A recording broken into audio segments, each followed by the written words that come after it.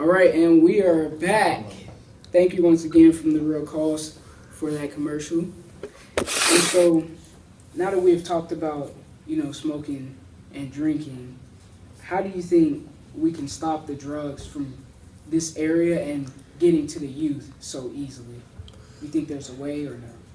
Not in Dayton, because Dayton is the heroin capital of the world right now. Because we have, I don't remember what the statistic was, but there's a lot of deaths just from heroin, not just drugs, but heroin in general in Dayton. Like, there's so many a day because it's just so easily accessible over there. Like, I went down there to get my tux for prom, and within the 5 minutes I was in a Dayton street, I saw at least 5 drug deals happen, and I was like, well, we're gonna keep driving. Yeah. And it's just so normal down there that it is. And then so for the youth down there that go to Dayton public schools, they're like, oh well, I'm just gonna get it. Just a miss. Yeah, that's pretty. No, I think it's one of those things where if we it's hard to fix it now because we're so far deep into the problem. Yeah. But I think one of the issues is how overly prescribed painkillers are that are opiates. Yeah. Because I've had multiple different forms of hydrocodone, and it's one of those things where I'm it didn't cause an issue for me, but I could see how it could cause issues for people. Yeah. So do you think painkillers shouldn't be allowed? I think you should definitely get painkillers after major surgery, but I think that there's... After a while, you think they should just stop? I think you should not give as many pills as they give you. I think it should be a shorter prescription length. Mm-hmm. So that way, maybe, you go to your doctor a week or two after, depending on the surgery, and they check in, maybe make you bring it, which they can't stop you from, hiding some of it and using it for later, but at least, if they're not giving you, a month or 2 month, prescription when I was off of mine after 4 days. Yeah. And I took the pills back to the pharmacy.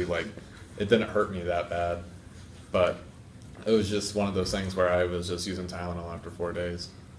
I know that when I had my knee surgery, they gave me 60 Percocets.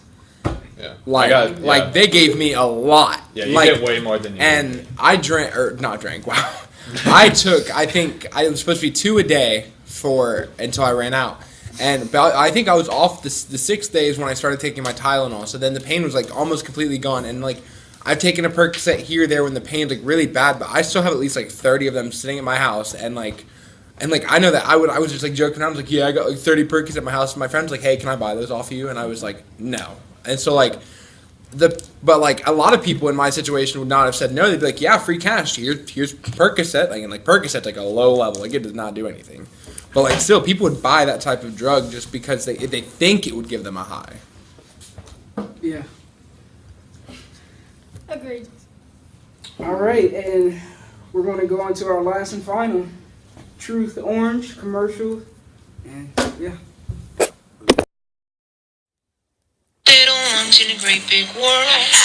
The story of a pair of lungs that smoked as a teen and never grew to normal size. My little lungs are gonna need a lot of air for this.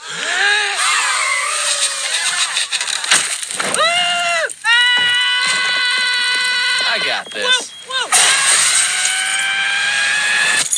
Smoking as a teen can stunt your lungs, keeping them little forever. Better look next year, little lungs. In a great big world.